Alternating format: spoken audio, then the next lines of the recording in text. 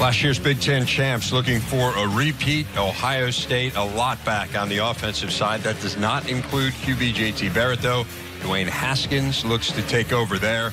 Lost some talent on the defensive side, but do bring back Nick Bosa, among others. Urban Meyer, 73-8 during his time in Columbus, which is pretty good. Pretty good. It's okay. And the head coach of the Buckeyes, Urban Meyer, joining us now. Coach, you did have to make a change on your staff yesterday. Could you bring us up to date on that? Yeah, it was awful, but it's something that had to be done. The best interest of our team and players and program and the university, I had to do it, and it's time to move on, and we have. So what happens now? How do you move on? Well, I've been here. So I actually was here with my family, went to Wrigley Field, had a great weekend in Chicago. Events took place. Gene Smith and I had many, many conversations as we're moving forward. And, you know, I love saying this because I think this is a great way to make decisions. And it's something I've learned over the last few years. You get an event in your life, how you respond is key as a leader. And so you press pause, which we did. We gathered information as much as we could, gained clarity in the situation. Then you get your mind right. You know, this is a big decision. It's going to impact a lot of people. A very high-profile situation. And then you step up and do the right thing. And I leaned on Gene. I leaned on people that are important to me and came to the conclusion and didn't waste time when we did it.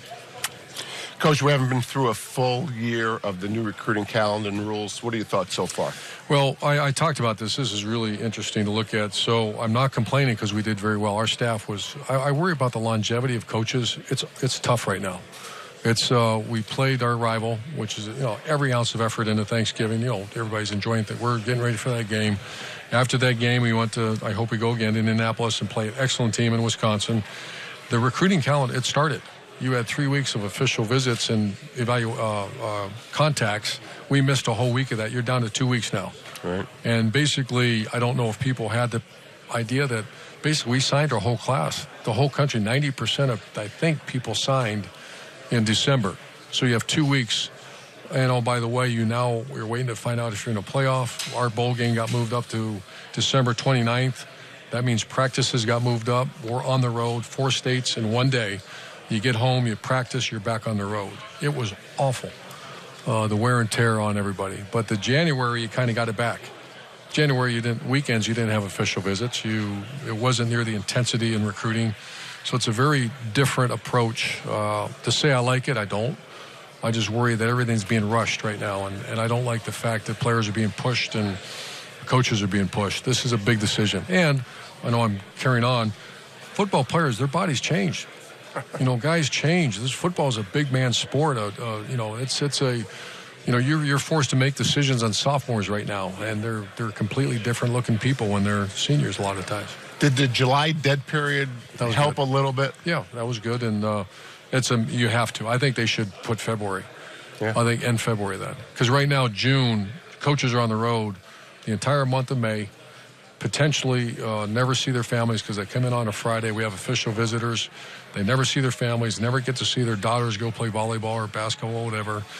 The mental health of a coach right now, I'm concerned. I'm trying to be that very cautious with our staff to be careful about time. Coach, you talked about the leadership that you obviously lose with JT Barrett. How do you cultivate and develop new leadership? You can't wait till JT's gone. So there had to be some guys that you were starting to develop and cultivate before that, correct? Well, the quarterback position, Tate's got natural leadership skill set that needs to be worked on. Matt Baldwin, we still don't know enough about him. And Dwayne, that was something he needed to work on, and he's worked hard at it. We're in a very unique situation. I have 5 receivers right now that are leaders. They possess the leadership skill set. They've earned it in the weight room. We call them gold guys. They're guys that our strength coach have moved up into gold, and that's a rite of passage. So Isaiah Prince is going to be key in this. Our starting center, if it's Brady Taylor, is going to be key. And then I think Mike Weber and J.K. Dobbins are veteran players. So someone's going to have to pick up the slack, not Dwayne by himself. At some point he will, but not by himself. You said if you were first snap today, it would be Dwayne. If he wins that job after 30 days, would the offense change and maybe look more like when Cardell was the quarterback? I think so, and I think Alex Smith, Chris Leak, we won 3 national championships, 2 with pro-style quarterbacks. So someone asked the question, are you going out looking for a pro star? We're looking for the best player that has the quarterback intangibles that we look for. That's a leadership, toughness, and intelligence. And if you find that, we'll fit the offense around them. Coach, on the defensive side, it's always well known. You have the guys up front, whether it's defensive ends, defensive tackles, on the back end, outstanding talent and players.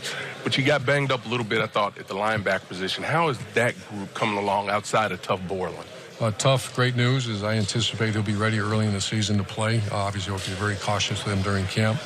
But we have a lot of depth. Dante Booker looks fantastic. Malik Harrison, it's time for him to be the all-Big Ten player that he potentially could be. And then you got Baron Browning, Pete Werner, Justin Hilliard, and Keandre Jones. So we have some very good players, and that doesn't include some of the young linebackers just got on campus. Speaking of that side of the ball, you brought in Alex Grinch to help run the defense. What particularly impressed you about him? Statistics, in a tough environment. He's at Washington State, and they played excellent football. Third down, they were one of the top teams in America. He's also an Ohio boy. He grew up in Grove City. He went to Mount Union. It was a perfect fit. I was glad we could get him because the minute we went after him, everybody in the country did. And it was a street fight, and I'm glad his wife said, let's go back home. You play so many young guys, Urban, so this has never really been a limiting factor for you in terms of, should we roll the dice on a guy? However, there is now this new rule that's in place with the possibility of playing up to 4 games and still getting the red shirt. How will this impact those decisions that you make about whether or not you insert someone? Well, I think you said that we're a little different. We play everybody if we can, and if not, I think having that guy in your pocket by the end of the season, if you have some freak injury, you have some issue. I understand Coach Harbaugh mentioned that he thinks that the bowl game should not count. It should count for the next year so freshmen can play in that because some kids are not playing in bowl games now. I think those are all high-level conversations that people need to have because it's different than it was. You can put your head in your sand and say this is the way it's been. That's a good rule, what they came up with. How much will impact us remains to be seen. Yeah, no doubt. Defensively, are you about where you want to be after spring practice? Yeah, the best news is Greg Schiano is back coaching for us, and he's elite. He's as good a coach as I've ever been around. And to have him, I hired 5 guys on defense now. He's going to be walking around coordinator and be involved in all areas. I have the best defensive line coach in America. And then we've added Taver Johnson and Grinch to go with Billy Davis. So a very strong staff to go very good personnel. We lost good players, but you're looking at some highlights of some very good ones that are, that Chase Young is, I'm anxious to watch. I think we all are.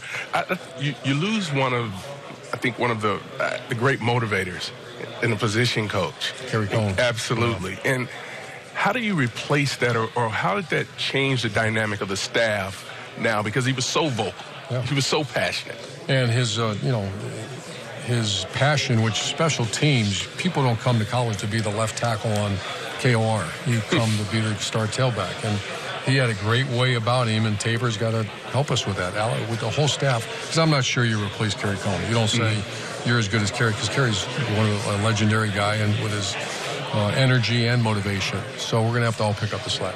What excites you the most about this team heading into camp? They really like each other. I mean, this is a group that I've been around the teams that the minute the workout's over, they're out the door. And these guys are, it's almost like you have to push them out the door. Don't you have class to go to? Let's go, guys. And there's a genuine like for each other. And that's coming straight from our strength coach. And he knows more than anybody right now. What concerns you the most?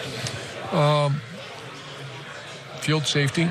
That's it. In the style of defense we play, that's been a Von Bell, Malik Hooker type player. And you put, a guy that's not quite ready there. I don't know who that is at this day. Making sure we get the right 5 in the offensive line. I can go through a whole list. But at this point in time, I'm ready to go. Vacation over. Jerry, you remember those days? Golf clubs are put in the garage, and it's time to go to work. He doesn't golf. He's such an embarrassment to coaches everywhere. No reward for hustle in that game. Oh, here we go. It's a dumb game. It's terrible. Quickly, before we let you go, I mean, he could go on forever. Right. Before we let you go, we've got Urban here. You let Urban talk. You brought it up. It's embarrassing. It's embarrassing that you don't play golf. But we talked about this a little bit at the banquet. I'm always interested in your thoughts, just because you've been on both sides of this. The playoff, the way that it's selected, do you believe that it's working well? I thought Coach Franklin had a heck of an idea. Standardization of issues that make decisions. For example, strength of schedule. And I never thought about that. I read that, and I was impressed with, first of all, the time that he thought he put into it. But I think we need to know what's the parameters, because it was schedule strength. I don't believe it's schedule strength. It's flat one-loss record, and I just think that's constant conversation. Let me say this. I think the playoffs have been good for college football. They need to keep having those conversations about how to make it right. The head coach of the Buckeyes, Urban Meyer, always a pleasure. Thanks a lot for your time, Coach. Thank you.